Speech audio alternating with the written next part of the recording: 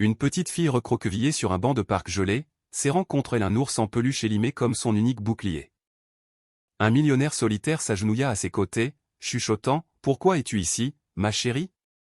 Sa réponse tremblante a révélé les vérités les plus sombres de la société et a fait prendre à sa vie un chemin sans retour. La ville de Manhattan scintillait comme une couronne de joyaux la veille de Noël. La neige tourbillonnait sous les lampadaires, chaque flocon capturant la lueur ambrée des guirlandes lumineuses de Noël tendues le long de la 5e avenue. Des chants de Noël s'échappaient faiblement d'une église lointaine, se mêlant au bourdonnement métallique de la circulation. Pourtant, assis à l'arrière d'une limousine noire, Asher Whitlow restait silencieux. Il avait 39 ans, était millionnaire, façonné par la rigueur et la fortune, mais creusé par le chagrin. Sa fille, Bella, était morte l'hiver précédent, et aucun empire n'aurait pu le protéger de ce vide. Ce soir-là, tandis que d'autres trinquaient au champagne, il longeait les abords de Central Park, incapable d'affronter son pantouse doré. Il regardait le givre se former sur la vitre et se demandait « Pourquoi le monde continue-t-il de briller alors que le mien s'est obscurci ?» Puis, telle une note perçant le statique, vint le son. Un cri ténu, étouffé par le vent, mais assez aigu pour transpercer la mémoire. Il s'arrêta. Un peu plus loin devant lui, sur un banc luisant, était assise une petite fille, seule. Ses cheveux blonds étaient emmêlés, son manteau était de taille trop fin, et elle serrait contre elle un sac en papier froissé. Ses lèvres étaient bleues et tremblantes, sa petite poitrine se soulevait avec difficulté. Asher s'avança, le souffle court, le cœur battant à tout rompre. L'enfant se chuchota à elle-même, presque en se balançant, « Je ne suis pas censé dormir. » Tante Jasmine a dit « non ». Asher s'agenouilla, la neige imprégnant son pantalon de costume sur mesure. Il ôta son manteau de cachemire, le drapant sur ses épaules tremblantes. Pendant un instant figé, il revit les yeux de Bella dans les siens. « Salut, petite » murmura-t-il, d'une voix étranglée. « Pourquoi dors-tu ici ?» Elle tressaillit à son contact, serrant le sac en papier comme une armure. De la neige incrustait ses paupières, ses dents claquaient comme du verre cassant. « Je ne peux pas dormir ici. »« C'est dangereux, » dit Asher. « Je dois attendre maman, » chuchota Fiona, sa voix tremblante. Mais tante Jasmine a dit, « Pas à l'hôpital, pas à la police, » dit-elle, jetant un regard vers l'obscurité du parc. Asher se figea, le cœur serré à l'évocation du nom, une tante qui la mettait en garde contre l'aide. Il força sa voix à être stable, s'abaissant à sa hauteur, laissant le froid mordre ses genoux. « Comment t'appelles-tu » demanda-t-il doucement. Elle hésita, puis murmura Fiona. Le mot était fragile, mais il portait un poids. « Fiona ?» Il le répéta doucement, comme si la nommer pouvait l'ancrer à cette nuit, à la survie. « Qu'y a-t-il dans le sac, Fiona ?» Elle desserra sa prise. À l'intérieur, un roulé à la cannelle écrasé, aplati et rassis. Ses yeux se remplirent de larmes, la honte inondant ses joues. Asher ne la laissa pas s'enfoncer dans ce sentiment. Il ouvrit ses mains, mimant un marché. « Et si on faisait un échange ? Tu portes mon manteau, et je goûte à ce roulé à la cannelle. » Fiona cligna des yeux, confuse par l'absurdité, puis hocha la tête. Elle le laissa glisser la lourde laine sur son corps tremblant. Elle arracha un petit coin de la pâtisserie, le plaçant dans sa paume. Il mordit dans la croûte sèche et sucrée comme si c'était un festin. « La meilleure chose que j'ai goûtée de l'année, » murmura-t-il. Pour la première fois, les lèvres de Fiona se courbèrent en un sourire des plus discrets. La neige tourbillonnait plus fort maintenant, les flocons attrapant la lumière des lampadaires du parc comme des étincelles d'argent. Il sortit son téléphone de sa poche, composant rapidement. « Madame Ramirez, » dit-il, le souffle court d'urgence. « Préparez un bain chaud, du chocolat chaud et la chambre d'amis. Nous ramenons quelqu'un à la maison. » Asher la regarda avec une douce requête. « Fiona, puis-je t'emmener quelque part de plus chaud maintenant ?» Fiona resta silencieuse de peur. « Tout va bien, ma puce, juste pour cette nuit. » Fiona regarda de nouveau dans l'obscurité, puis de nouveau Asher. Elle hocha légèrement la tête et prit sa main. Les portes de l'ascenseur s'ouvrirent sur un pantouse qui semblait avoir été décoré pour des fantômes. Des guirlandes scintillantes encadraient l'entrée de marbre. Un sapin de 12 pieds scintillait d'ornements de cristal, mais l'air était trop immobile, comme un musée de Noël plutôt qu'une maison. Asher entra, portant Fiona enveloppée dans son manteau, son petit visage apparaissant du col surdimensionné. Madame Ramirez attendait déjà, comme si elle avait anticipé sa voix au téléphone. Sévère, efficace, elle s'avança dans ses pantoufles en laine, marmonnant en espagnol à propos d'une enfant par ce temps. Elle prit Fiona doucement, mais fermement, la plaçant sous la douce lumière du lustre du couloir. D'abord un bain chaud, sonore, puis du lait, puis au lit, déclara-t-elle, menant déjà Fiona vers l'aile des invités. Mais quand la lumière attrapa le poignet de Fiona, Madame Ramirez s'interrompit. Une faible constellation de bleu recouvrait sa peau. De petites formes délibérées, pas l'éparpillement des jeux d'enfants. Ses lèvres se serrèrent en une ligne fine et en colère. « Asher » chuchota-t-elle vivement lorsque Fiona disparut dans la salle de bain. « Cet enfant a été blessé. Vous devez appeler les autorités. C'est la loi. » Sa poitrine se serra. Il avait évité les enfants, évité la loi, évité les responsabilités. Depuis Bella, le souvenir des murs stériles des hôpitaux, des signatures sur les documents de maintien en vie, le transperçait encore la nuit.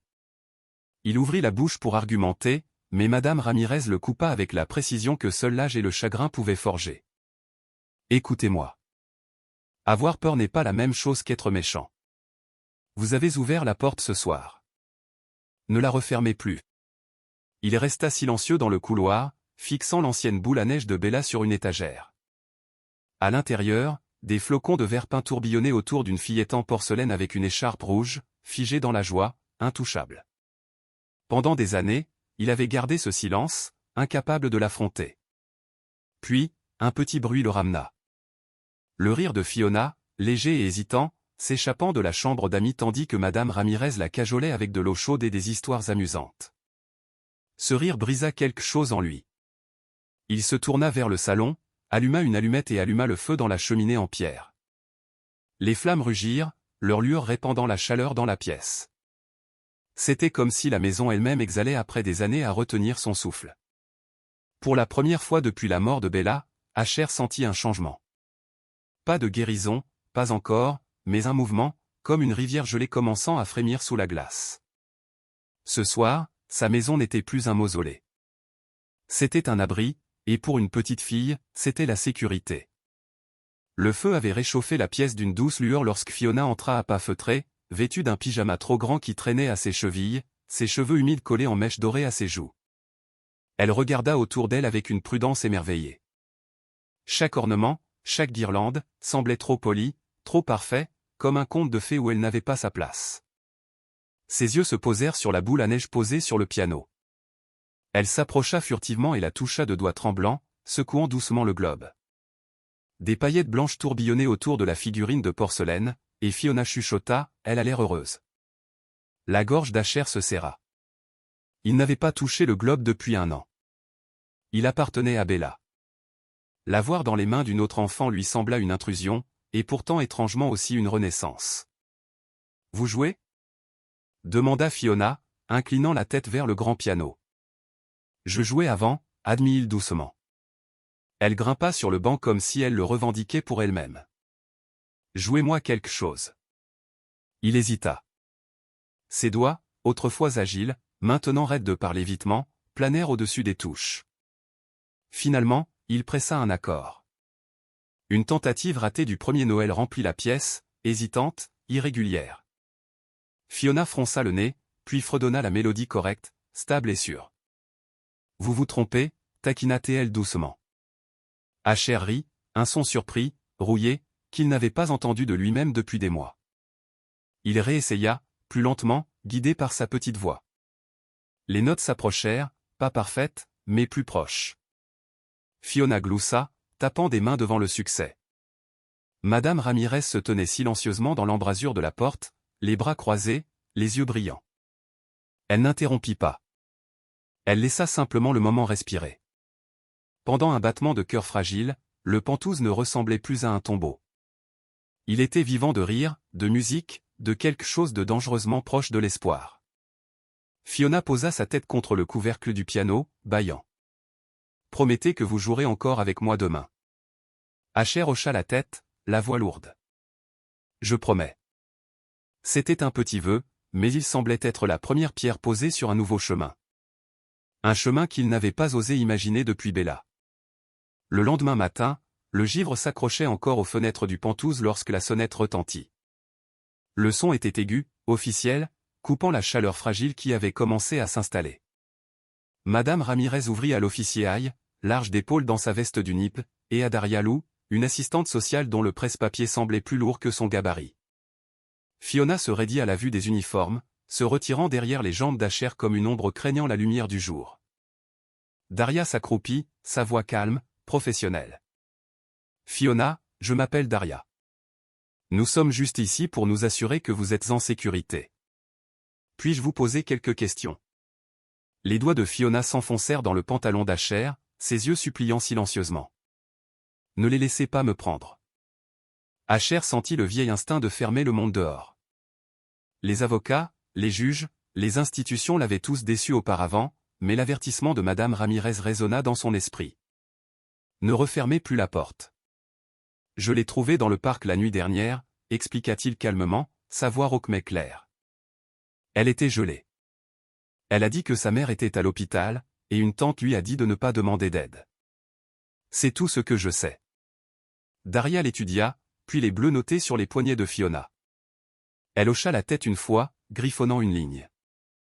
Nous aurons besoin d'un examen médical aujourd'hui, et pour l'instant, nous la placerons sous garde protectrice temporaire.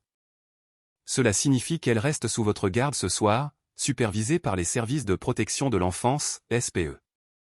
La prise de Fiona se desserra légèrement à ces mots, reste, pas prise. L'officier y ajouta doucement, Monsieur Whitlow, il ne s'agit pas de suspicion. Il s'agit de sécurité. Vous avez bien fait de la signaler. Asher expira, un poids appuyant sur de vieilles cicatrices. Il avait juré de ne plus jamais confier le destin d'un enfant à des inconnus.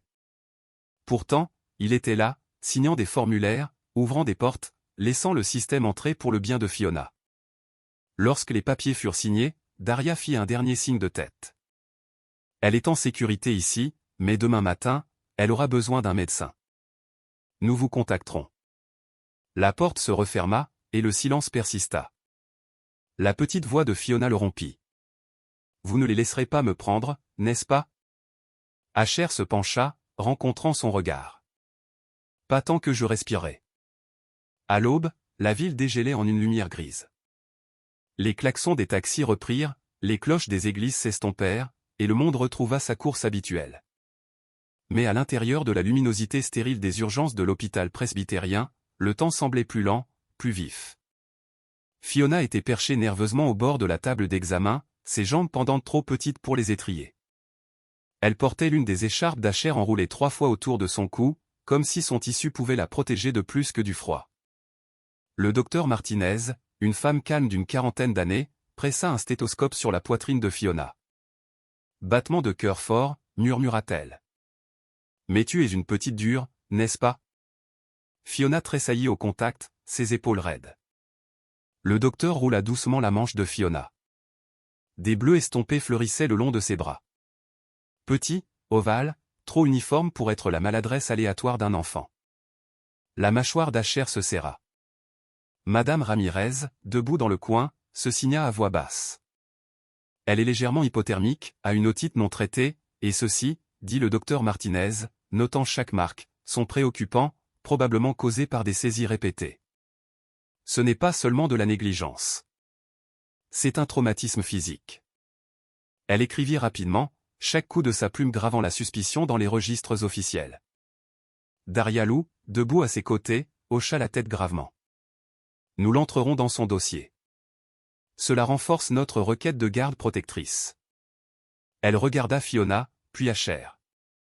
Le système ne bouge pas toujours rapidement, mais des preuves comme celle-ci parlent.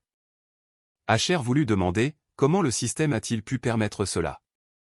Mais avant qu'il ne puisse, Fiona chuchota, ce n'était pas maman. Tous les adultes dans la pièce se figèrent. Fiona tordit ses doigts, les yeux se remplissant. Maman, Emily, elle est à l'hôpital. Un accident de voiture. Elle ne ferait jamais ça. C'était tante Jasmine. Elle crie. Elle dit, je suis un problème. Emily, un nom qui pesait. Une mère vivante mais inaccessible. Asher s'accroupit à côté de la table, à hauteur des yeux. Ta maman est ici, dans cet hôpital? Fiona hocha rapidement la tête, une étincelle d'espoir dans sa voix tremblante. Elle dort. J'ai visité une fois. Elle ne s'est pas réveillée. Le docteur Martinez referma doucement son dossier, son expression serrée de sympathie. Il y a effectivement une Emily Reed dans notre unité de soins intensifs. État critique. Traumatisme crânien suite à une collision routière il y a 3 semaines. Daria fit une autre note, son ton ferme mais bas. Cela explique la confusion de la garde. Nous devrons approfondir, mais pour l'instant, l'état d'Emily est stable. Et Fiona reste avec vous, monsieur Whitlow, sous la supervision du tribunal. Asher absorba les mots, stable, confusion, garde, toutes des syllabes froides et bureaucratiques. Mais quand la petite main de Fiona se glissa dans la sienne, la serrant fort, il en comprit la traduction. Elle lui demandait de tenir bon pour eux deux. En fin d'après-midi, le Pentouse était de nouveau silencieux, trop silencieux pour l'esprit agité d'Asher. Fiona dormait recroquevillée dans le lit d'amis, ses petites respirations enfin régulières. Mais Asher se tenait à la fenêtre, observant la ville en contrebas, sachant que le silence n'était jamais la sécurité. Les bleus n'apparaissaient pas de nulle part. Un accident de voiture ne se produisait pas sans cause. Et une tante qui disait à un enfant de rester loin de la police cachait quelque chose. Il fit défiler jusqu'à un numéro qu'il n'avait pas composé depuis des mois. Une sonnerie, puis une voix graveleuse, adoucie par le whisky, répondit. Asher Whitlow. Je ne pensais plus vous entendre. Bear Connelly, détective du NIP à la retraite, devenu enquêteur privé, avait autrefois été l'ombre d'Asher lors de différents corporatifs. Le genre d'homme qui pouvait faire disparaître les problèmes sans laisser de traces. Poitrine en tonneau, chauve, toujours dans un manteau de cuir froissé, Bear dégageait l'aura de quelqu'un qui avait trop vu et trop peu fait confiance. « J'ai besoin de vous pour quelque chose de délicat, » dit Asher, d'une voix basse. Une enfant, 7 ans. Elle s'appelle Fiona Reed. Sa mère est aux soins intensifs après un accident. Tante Jasmine à la garde, mais quelque chose ne va pas. Des bleus, des mensonges. Je veux tout savoir. À l'autre bout, Bear expira lentement. Les enfants, c'est plus lourd que les fuites de salle de réunion, Whitlow. Je me fiche du poids. Je me soucie de la vérité. Le silence bourdonna. Puis, d'accord, je commencerai par l'accident de la mère. Je vais chercher les rapports de police, les dossiers d'assurance, les registres d'hôpital. Si la tante est louche, nous le saurons. Et j'aurai aussi besoin de son nom. Jasmine Reed, une 20aine d'années. Elle cache quelque chose. Bear griffonna. Sa plume crissa comme une lame. J'ai compris. Et Whitlow, ne perdez pas l'enfant de vue. Les gens qui font des bleus aux enfants ne s'arrêtent pas là. La ligne se coupa. Asher fixa les lumières de la ville clignotant une fenêtre après l'autre. Pour la première fois en un an, son chagrin avait un ennemi à désigner, pas seulement un vide. Une ombre avait pris quelque chose à la vie de Fiona, et il ne la laisserait pas se battre seule. Le Pentouse sentait la cannelle et le sucre ce soir-là. Madame Ramirez avait décidé qu'aucun enfant ne devrait affronter Noël sans pain d'épices, quel que soit le chaos extérieur. La farine saupoudrait son tablier, les plateaux cliquetaient, et la chaleur du four enveloppait la cuisine comme une couette. Fiona était assise sur un tabouret, ses petites mains collantes de glaçage, langue sortant de concentration alors qu'elle essayait d'équilibrer des boutons de bonbons gélifiés sur un bonhomme en pain d'épices de travers. Asher s'appuya contre le comptoir, observant, surpris par un serrement dans sa poitrine. Bella avait jadis fait exactement la même chose, désordonnée, déterminée, riant de ses propres créations tordues. « Pour qui est celui-ci » demanda Asher, désignant le bonhomme en pain d'épices aux yeux inclinés et à la jambe cassée en glaçage. Fiona le pressa doucement sur le plateau. « Pour maman, dit-elle doucement. Comme ça, quand elle se réveillera, elle en aura un qui l'attendra. » La pièce devint silencieuse un instant. Madame Ramirez se détourna, clignant des yeux à la lumière du four. « Et celui-ci » Asher désigna une autre figurine à qui il manquait un bras. « C'est moi, » dit Fiona, souriant faiblement. « Mais je suis toujours debout. » Ces mots transpercèrent plus profondément qu'elle ne le réalisait. Asher s'accroupit, stabilisant sa voix. Et votre tante? Elle cuisait aussi avec vous? Fiona secoua la tête rapidement. Tante Jasmine ne cuisine pas. Elle vend juste des choses. Les bracelets de maman, ses livres de piano. Elle les emmène au magasin avec Rhett. Le nom tomba comme une pierre. Les yeux d'Asher se rétrécirent. Rhett? Fiona hocha la tête, distraite par son glaçage. Son petit ami. Il crie beaucoup. Il a fait peur à maman. L'air sembla changer. Madame Ramirez marmonna sous son souffle. Dio mio. Asher s'excusa, se dirigeant vers le couloir où la voix graveleuse de Bear répondit à la deuxième sonnerie. Rhett Collins, dit Asher sèchement. Vérifiez-le. Il est lié à Jasmine. Fiona dit qu'il a fait peur à sa mère. Bear grogna. Collins. J'ai déjà croisé son nom. Bagarre de bar, petites arnaques, dossier juvénile scellé. Aime les voitures rapides et les poings. S'il est avec la tante, nous ne parlons pas de coïncidence. Nous parlons de levier. Dans la cuisine, Fiona gloussa alors que du glaçage s'étalait sur son nez. Un son trop innocent pour la tempête qui grondait dehors. Asher revint, forçant un sourire pour elle. Mais à l'intérieur, sa détermination se durcit. Ce n'était pas aléatoire. Les bleus de Fiona, l'accident d'Emily, le silence de Jasmine, tout cela formait un schéma. Et maintenant, un nom lui donnait forme. Pour la première fois, Asher sentit la chasse commencer. Bear Connelly prospérait dans les bas-fonds de la ville. Les salles d'archives tachées de café, les garages à l'éclairage vieilli où les faveurs s'échangeaient comme des cigarettes, les coins sombres où la vérité n'était jamais écrite mais toujours chuchotée. À minuit, il avait 3 sources parlantes et une pile de dossiers assez lourde pour écraser les démentis. Le rapport d'enquête sur Emily Reed était censé être simple, une collision d'une seule voiture dans le tunnel de Lincoln il y a 3 semaines. La police l'avait classé comme fatigue du conducteur, possible conduite imprudente, mais Bear était flic depuis trop longtemps pour faire confiance à la propreté de l'encre officielle. Les photographies racontaient une autre histoire. La berline d'Emily portait une marque d'impact sur le panneau arrière latéral, angulé, délibéré. Pas de marque de dérapage, pas de tentative de freinage. Juste une violente poussée contre le mur. Bear tapota la photo, murmurant, quelqu'un l'a poussée comme du bétail. Ensuite, il consulta les dossiers de réclamation d'assurance. Refusé.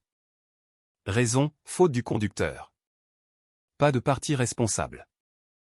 Mais une note de témoin expurgée était jointe. 2 véhicules impliqués. L'un a fui la scène. Bear appela un contact à la division de la circulation, lui glissa un billet plié.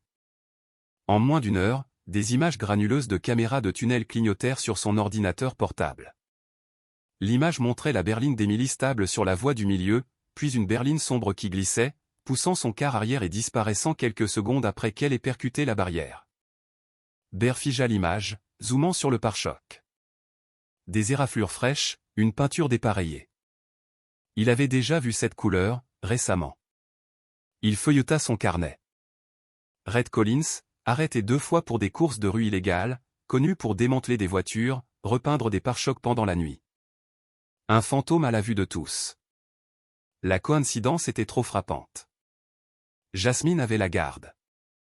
Rhett avait un motif. Emily avait failli être effacée, et Fiona était laissée en suspens dans le froid. Bear prit des photos, les crypta et appela Asher. Whitlow, dit-il, d'une voix grave. La mère de votre petite n'a pas eu d'accident. Elle a été heurtée, c'était une mise en scène. Quelqu'un voulait l'écarter du chemin. Le silence s'étira sur la ligne, rompu seulement par le bruit de la respiration hésitante d'Asher. Avez-vous des preuves? Demanda finalement Asher. J'ai de quoi déclencher une guerre, répondit Bear. Et je pense que votre Jasmine et son Garrett se trouvent dans la zone d'explosion. Asher regarda à travers le pantouse où Fiona dormait sous son manteau, sa poitrine se soulevant dans une paix fragile. La rage et le chagrin s'entremêlaient en lui comme une mèche. Ce n'était plus seulement une question de garde. C'était une tentative de meurtre. Le soir suivant, Bear était une ombre dans le froid mordant devant un prêteur sur gage de la 113e rue. L'enseigne au néon bourdonnait d'un jaune maladif, et derrière les fenêtres à barreaux, Jasmine Reed se tenait au comptoir, faisant glisser une boîte en velours sur le verre. À l'intérieur scintillait un bracelet, argent délicat, poli par des années d'amour. Le bracelet d'Émilie. Le commis l'inspecta d'un œil avide tandis que Jasmine tapait impatiemment sur son téléphone. À ses côtés, un homme s'appuyait contre la vitrine, son sourire narquois bruyant même dans le silence. Red Collins, tout en arrogance, veste en cuir, poings agités. Il drapa un bras sur les épaules de Jasmine comme si elle était une propriété, pas une partenaire. Bear ajusta le petit enregistreur dans sa poche, se penchant plus près. Le micro capta le chuchotement de Jasmine. Une fois Émilie partie, les papiers de garde sont en béton. Fiona devient mienne. Comprenez-vous, mienne?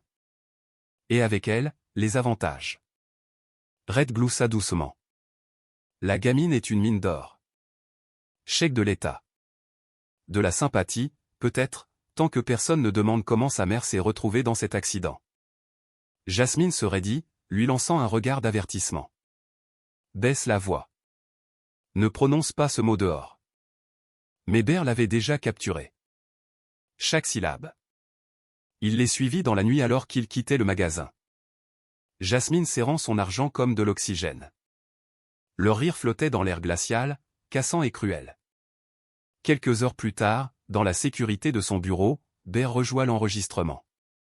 Le sifflement du néon du prêteur sur gage soulignait l'ambition de Jasmine, l'arrogance de Rhett.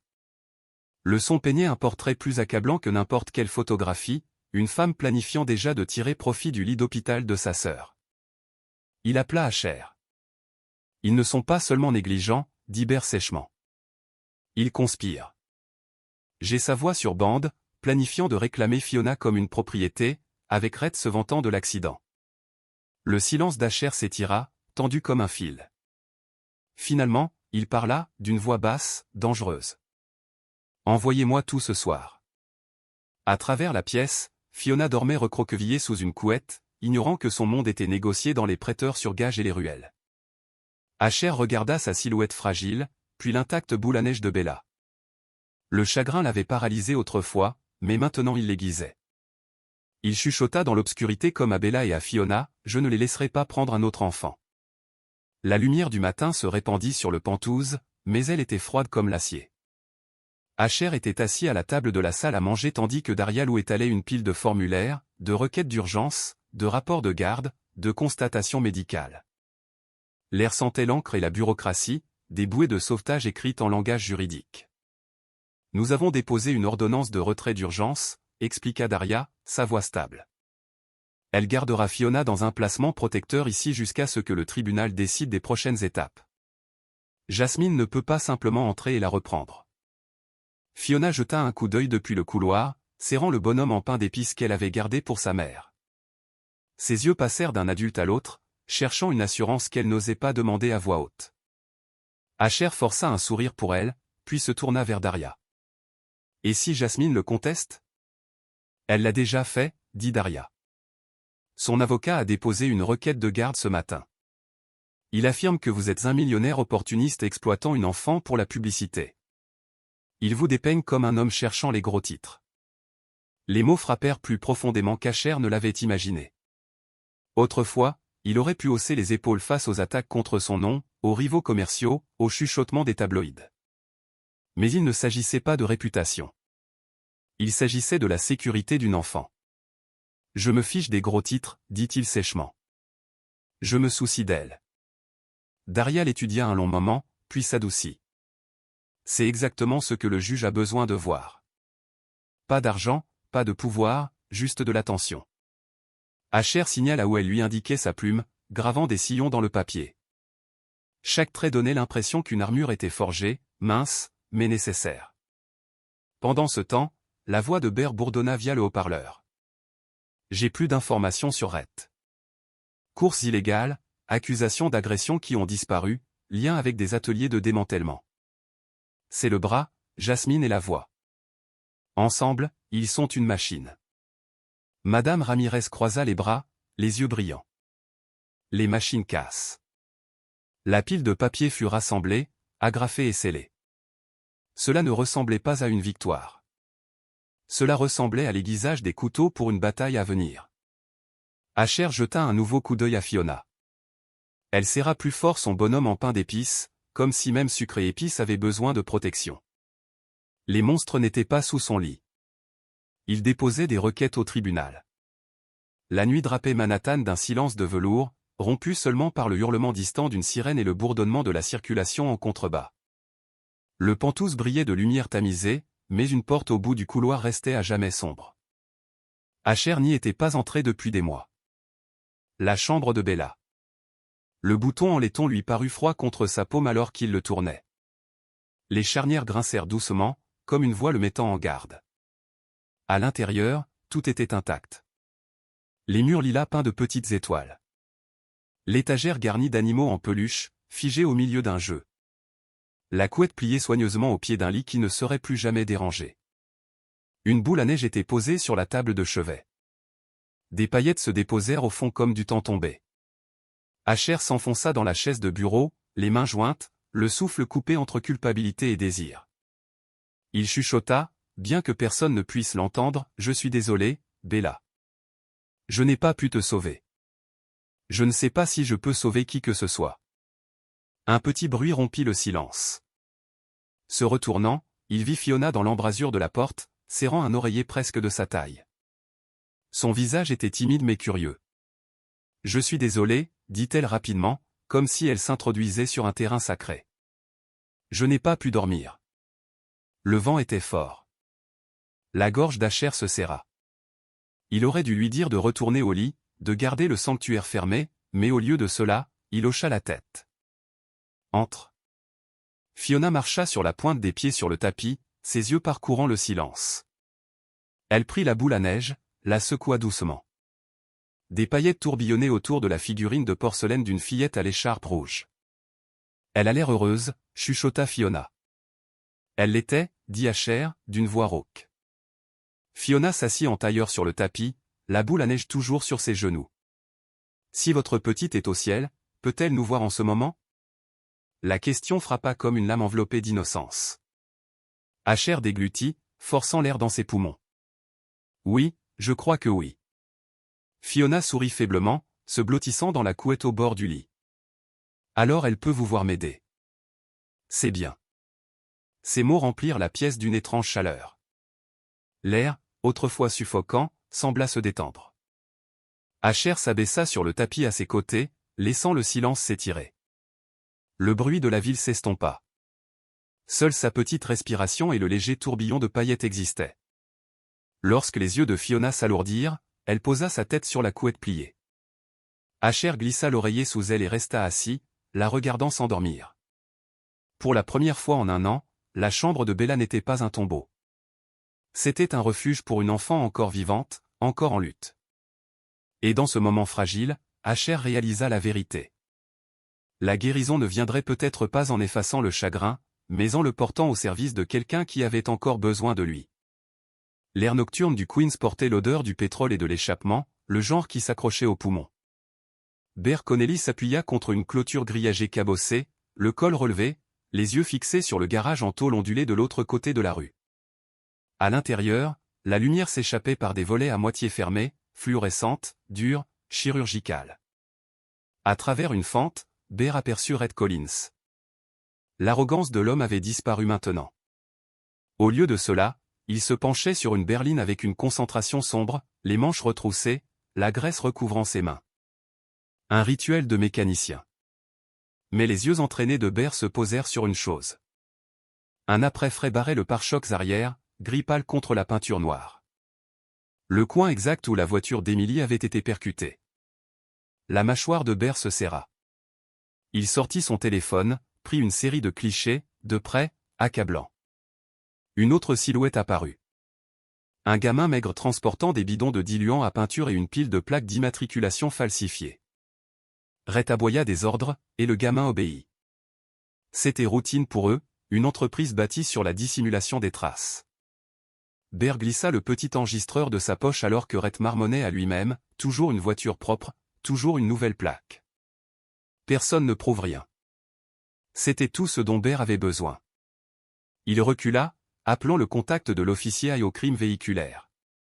Garage au 192, Repin frais. Collins est votre homme. Il est assis sur le pistolet fumant.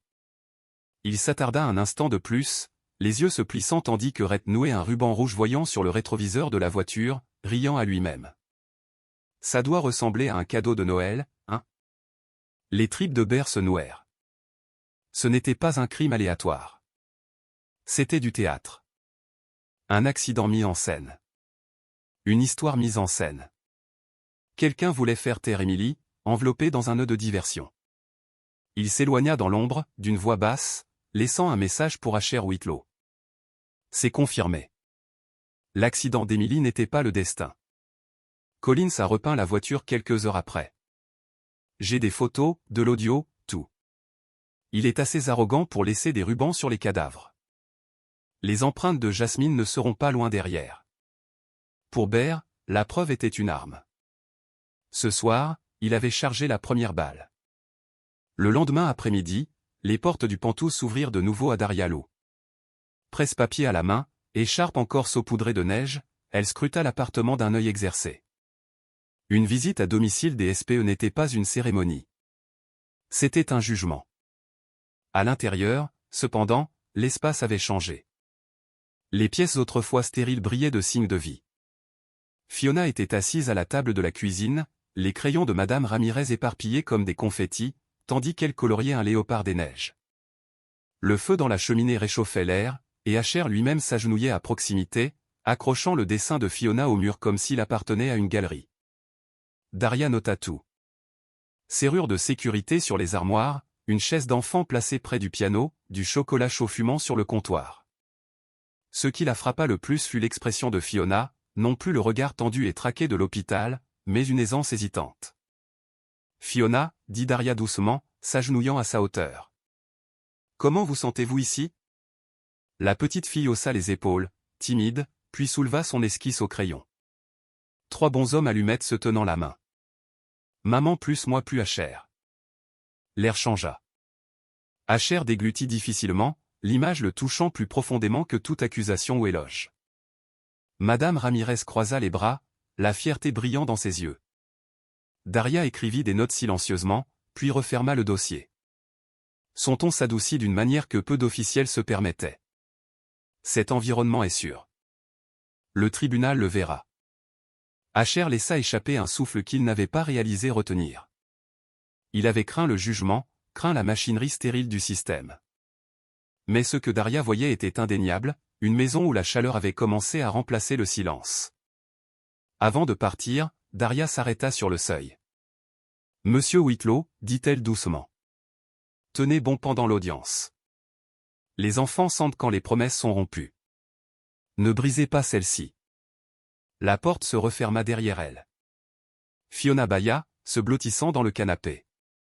Asher glissa une couverture sur ses épaules, chuchotant à lui-même plus qu'à elle, « Je ne le ferai pas. » Pour la première fois, la maison ne semblait plus être sous examen. Elle donnait l'impression d'être une maison testée et réussie. Le hall du Pantouz, habituellement en marbre poli et d'un silence poli, éclata dans le chaos au moment où les portes de l'ascenseur s'ouvrirent. Jasmine Reed se tenait au bureau de sécurité. Ses cheveux coiffés, son manteau déboutonné juste assez pour le drame. Dans sa main, un téléphone diffusé en direct sur les réseaux sociaux. Le voyant rouge d'enregistrement clignotait. Des larmes coulaient sur ses joues, mais sa voix était perçante et répétée. Ils ont volé ma nièce. Un milliardaire l'a arrachée de mes bras. Regardez ça. Regardez comment il me traite. La poignée de voyageurs des fêtes dans le hall se figea, les murmures se répandant. Des téléphones se levèrent, enregistrant, alimentant le feu. Jasmine connaissait sa scène, et elle l'interprétait avec venin.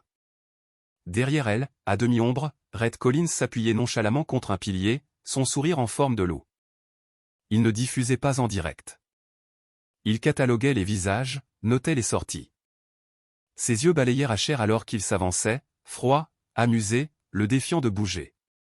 Le chef de la sécurité de l'immeuble, décontenancé, leva les mains. « Mademoiselle Reed, vous devez vous calmer. »« Je ne me calmerai pas. » hurla Jasmine, poussant le téléphone plus près de son visage. Ma nièce est piégée à l'étage avec des inconnus pendant que sa mère est dans le coma. Cet homme l'exploite pour son propre profit. Il la promène comme une sorte de cas de charité des fêtes. Les accusations coupées comme du verre brisé. La mâchoire d'Asher se bloqua, chaque instinct hurlant de répondre, de se défendre, mais il ne le fit pas. Au lieu de cela, il resta enraciné, protégeant les portes de l'ascenseur derrière lui comme si Fiona elle-même se tenait là. Bear Connelly apparut à son épaule, semblant sortir de nulle part. Sa main effleura la poche de son manteau où l'enregistreur reposait. « Ne lui donnez pas ce qu'elle veut, marmonna-t-il. Elle cherche la colère. Les caméras feront le reste. » Asher garda sa voix basse mais ferme. « Vous ne la prendrez pas, Jasmine. Pas avec des bleus. Pas avec des reçus de prêteurs sur gage. Pas avec Red debout comme un vautour. Pas maintenant. Jamais. » Le masque de Jasmine se fissura un instant, ses yeux jetant un coup d'œil à Rhett, avant qu'elle ne se tourne vers son public, sanglotant plus fort. La sécurité intervint finalement, la conduisant vers la sortie. Rhett se décolla du mur, faisant un salut moqueur à Asher avant de la suivre. Le hall se calma de nouveau, mais le mal était fait. Les téléphones avaient capturé chaque seconde. Les gros titres écloraient au matin. À l'étage, Fiona était assise en tailleur avec ses crayons, ignorant la tempête en contrebas. Asher s'attarda à la fenêtre, les poings serrés. Pour la première fois depuis la mort de Bella, il ne craignait pas le combat. Il l'accueillait. C'était un lundi matin. Les marches du palais de justice étaient glissantes de neige fondante, et le ciel était d'un gris terne. À l'intérieur, le couloir sentait légèrement les couronnes de pain et le café rassis, mais l'atmosphère était tout sauf festive. La salle d'audience familiale 3 s'ébourdonnait de tension.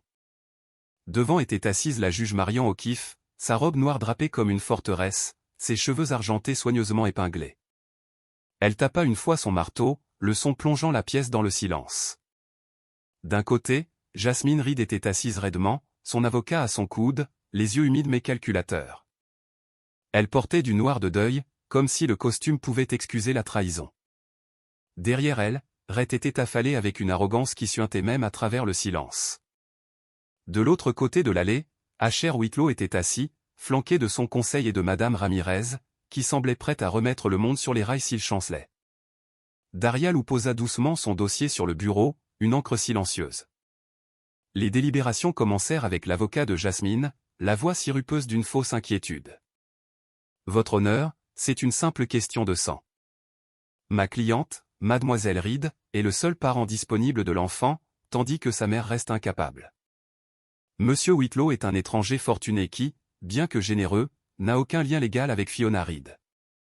Nous ne pouvons pas permettre au sentiment de l'emporter sur la famille. » Jasmine tapota théâtralement ses yeux, comme si c'était répété. Puis Daria se leva, sa voix calme mais d'une fermeté d'acier. « Votre honneur, Fiona Reed a été trouvée par Monsieur Whitlow frissonnante et malnutrie à Central Park. Les dossiers médicaux montrent des ecchymoses régulières incompatibles avec des accidents. Les dossiers hospitaliers confirment la négligence et d'éventuels abus. Mademoiselle Reed a vendu les biens de la mère pendant que sa sœur était dans le coma. L'enfant, interrogé, a exprimé sa peur de sa tante et sa sécurité auprès de Monsieur Whitlow. La juge étudia le dessin au crayon de Fiona soumis dans le dossier. 3 bonshommes allumettes. Maman plus moi plus Asher. Le silence après cette image fut plus lourd que n'importe quel témoignage. Le masque de Jasmine se fissura, sa mâchoire se serra. Elle siffla à son avocat, mais le regard de la juge la coupa court. La garde temporaire reste au service de protection de l'enfance, déclara fermement la juge O'Keefe. Le placement physique chez Monsieur Whitlow se poursuivra sous surveillance jusqu'à ce que la mère retrouve ses capacités. Mademoiselle Reed est interdite de contact en attendant l'enquête. Son marteau frappa. Le visage de Jasmine se tordit de fureur. Rhett sourit, marmonnant sous son souffle, mais Asher ne bougea pas, ne se vanta pas. Il expira seulement, sentant la petite main de Fiona glisser dans la sienne tandis que le greffier enregistrait la décision. Pour une fois, la loi avait été du côté de la vérité. Mais la guerre était loin d'être terminée. La neige s'était transformée en grésil au moment où l'officier et Bear Connelly franchirent la porte ondulée du garage avec un mandat signé en main. Les lumières fluorescentes bourdonnaient au-dessus, projetant de pâles halos sur le sol en béton. L'odeur d'essence et de diluant à peinture persistait dans l'air. Red Collins se figea en plein mouvement, chiffon à la main, debout devant la même berline noire que Bear avait photographiée des nuits plus tôt. Le pare-choc brillait avec sa nouvelle peinture encore collante sur les bords. La voix de Hay coupa le silence. « Éloignez-vous du véhicule, Collins. Maintenant. » Red sourit, jetant le chiffon sur le capot. « Qu'est-ce que c'est, un raid de Noël? Vous gaspillez vraiment l'argent des contribuables pour une petite collision? » La voix graveleuse de Bear gronda alors qu'il levait un dossier de photos. Chose amusante à propos des petites collisions, elles n'impliquent généralement pas d'après frais, de plaques d'immatriculation falsifiées et de messages textes sur des accidents mis en scène. Il jeta les photos sur un établi. Des images de la berline accidentée d'Emily, l'arrêt sur image de la caméra du tunnel et le pare-choc repeint fixé raide comme des fantômes. Le sourire narquois vacilla. Hay s'avança, menottes prêtes. Vous êtes en état d'arrestation pour agression véhiculaire et obstruction.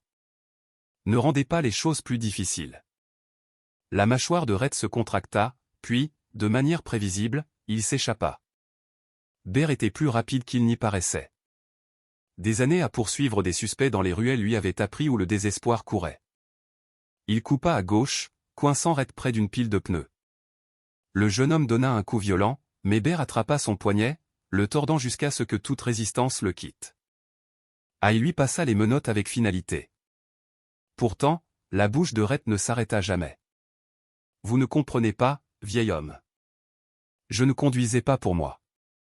Jasmine l'a planifié. Elle a dit qu'Emily était faible. Elle a dit que la gamine était un levier. » L'estomac de Bear se noua devant la cruauté désinvolte. Hay poussa Red à l'arrière d'un véhicule de patrouille, d'une voix dure. Vous aurez l'occasion de répéter cela au tribunal. Alors que les sirènes hurlaient dans la nuit, Bear appela Asher. C'est fait. Collins a craqué. Il a lié Jasmine à l'accident. Nous l'avons pris en flagrant délit. À travers la ligne, Bear entendit d'abord le silence, puis une longue expiration, puis la voix d'Asher, basse et acérée comme une lame. Alors le masque tombera complètement. Au-dessus d'eux, le grésil siffla contre les tours de verre de la ville. La tempête ne s'arrêtait pas. Elle se déplaçait. L'USI sentait l'antiseptique et la terreur silencieuse. Les machines bipaient régulièrement, marquant le rythme de respiration qui avait autrefois semblé emprunté. Emily Reed avait été une figure immobile pendant 3 semaines, son visage pâle encadré de tubes et de fils, sa présence plus un souvenir qu'une vie. Asher se tenait sur le seuil, refusant de le franchir. Il avait affronté des salles de conseil avec des milliards en jeu, mais cela, regarder le corps fragile d'une mère lutter contre son propre silence, le secoua d'une manière qu'aucun crack boursier ne pouvait égaler. Les dessins de Fiona pendaient au mur près de son lit. Des cœurs tordus, des bonshommes allumettes, un bonhomme en pain d'épices avec une jambe manquante. Daria Lou était assise près du lit, son presse-papier fermé pour une fois. Elle leva les yeux, douce mais ferme. Elle est stable depuis 48 heures. Parfois, c'est à ce moment-là que la situation change. Comme à un signal, un léger tremblement agita les doigts d'Emily. Le moniteur cardiaque émit un bip plus rapide. Ses paupières clignotèrent, luttant contre le poids des semaines. Puis lentement, elles s'ouvrirent. Son premier mot fut un râle, presque perdu sous le bourdonnement de la machine. Fiona. Daria se pencha rapidement. Elle est en sécurité. Vous m'entendez, Emily? Fiona est en sécurité. Les yeux d'Emily s'agitèrent, désorientés jusqu'à ce qu'ils se posent sur les dessins tordus scotchés au-dessus d'elle. La reconnaissance adoucit ses traits, et les larmes montèrent avant qu'elle ne puisse les retenir. Asher s'avança, incapable de garder ses distances plus longtemps.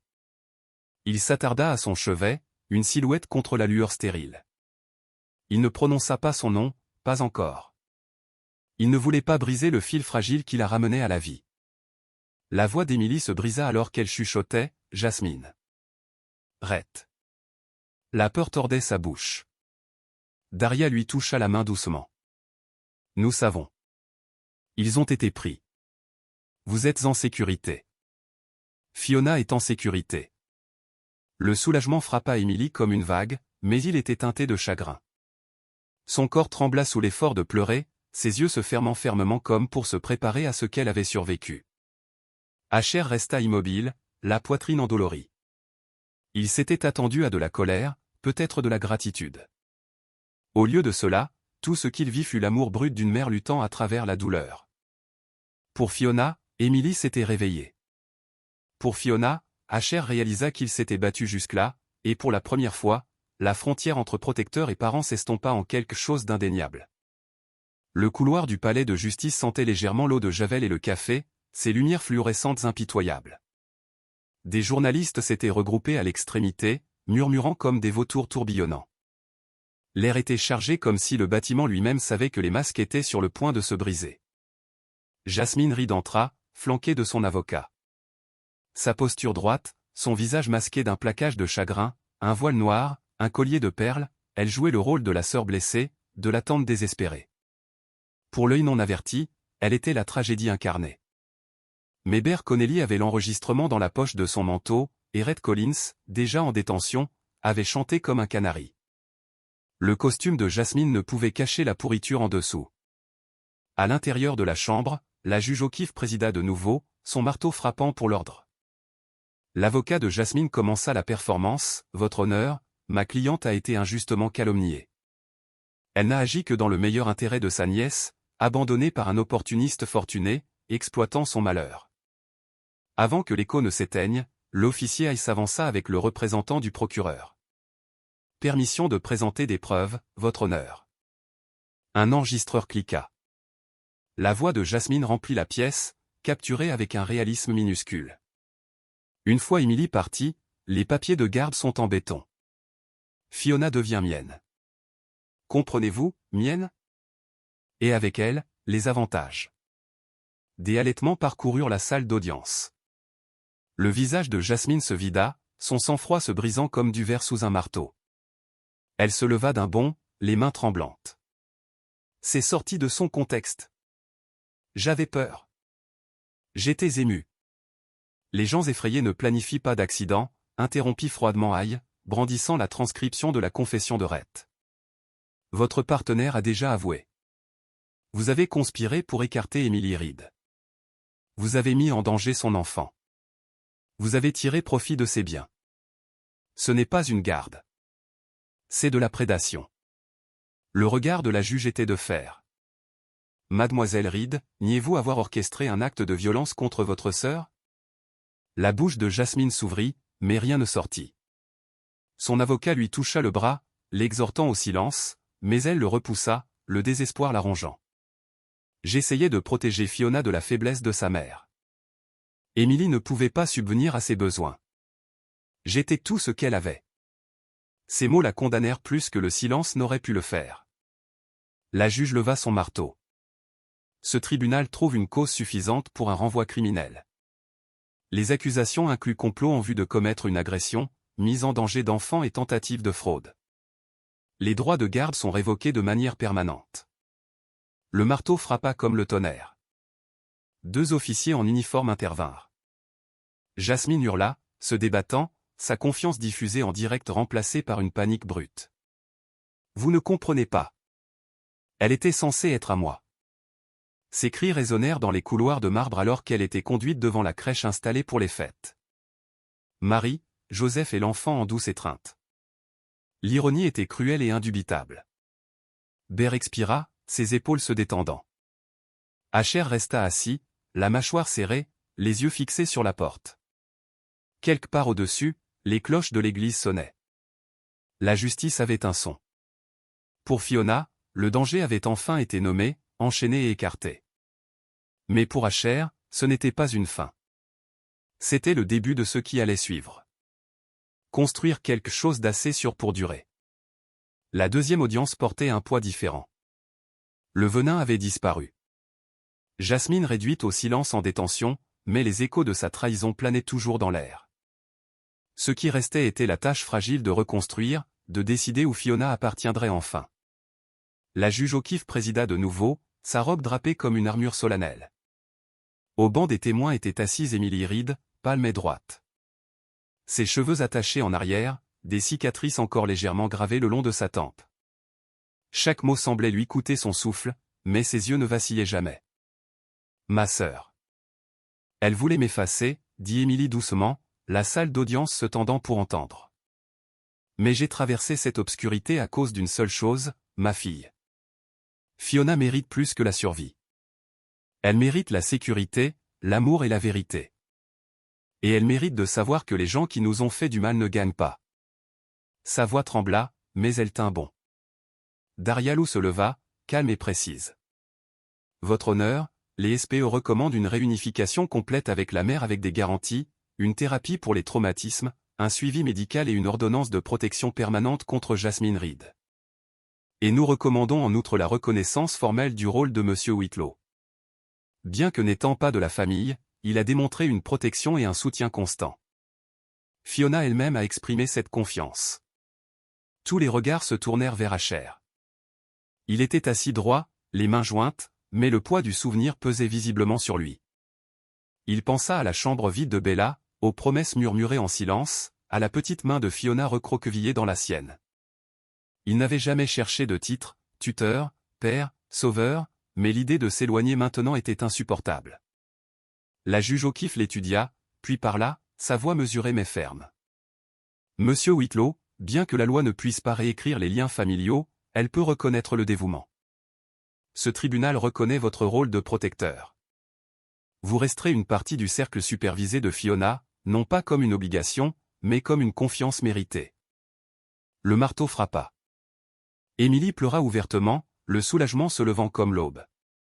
Fiona, assise avec Madame Ramirez, s'élança de sa chaise et courut dans les bras de sa mère, enfouissant son visage contre la poitrine d'Émilie. Le son de ses sanglots remplit la pièce, non pas de peur, mais d'un foyer retrouvé. Asher se détourna brièvement, déglutit difficilement, puis se leva. Quand Émilie leva les yeux vers lui à travers la salle d'audience, la gratitude et une compréhension tacite passèrent entre eux. Ce n'était pas une victoire, pas au sens triomphant. C'était une restauration, une justice fragile et nécessaire. Pour la première fois, l'avenir de Fiona avait une fondation plus solide que la peur. Un an s'était écoulé depuis qu'Asher avait vu Fiona au parc. La neige tombait en doux rubans sur Manhattan, plus douce cette année, comme si la ville elle-même se souvenait. L'air ne portait plus la morsure de la solitude pour Asher Whitlow. Au lieu de cela, le Penthouse brillait de chaleur, de rire, de vaisselle qui s'entrechoquent, et du doux, indéniable chaos d'un foyer vivant. Le grand sapin se tenait dans le coin cette fois, orné non seulement d'ornements en cristal, mais aussi de flocons de neige en papier découpés par de petites mains impatientes. Fiona gambadait maintenant pieds nus dans le salon en pyjama de fête, brandissant un cœur en pain d'épices glacé de rouge vif. Dessus, son écriture s'étalait, inégale mais fière, famille. Elle grimpa sur un tabouret pour l'accrocher près du sommet de l'arbre, ses gloussements résonnant comme des cloches. Asher la stabilisa par derrière, ses mains autrefois raides, douces, stables, présentes. Placement parfait, dit-il doucement, sa voix empreinte d'admiration plutôt que de commandement. Dans la cuisine, Émilie Reed remuait du chocolat chaud, son corps portant encore de faibles cicatrices, mais son esprit radieux. Elle jeta un coup d'œil par-dessus son épaule, souriant à la vue de sa fille, encadrée par des guirlandes. Elle a fait 3 de ses cœurs, taquina Émilie. Un pour moi, un pour vous, un pour le léopard des neiges qu'elle insiste faire partie de la famille. Du comptoir, Madame Ramirez gloussa, saupoudrant de sucre un plateau de biscuits. Le léopard des neiges aura son chocolat chaud en dernier, déclara-t-elle, reinant son royaume. Asher se dirigea vers le piano où la poussière ne réclamait plus les touches. Fiona s'assit à côté de lui, lui donnant un coup de coude. « Jouez-le » demanda-t-elle. « Jouez-le correctement cette fois. » Il le fit. Le premier Noël s'éleva, stable, non plus brisé par le chagrin.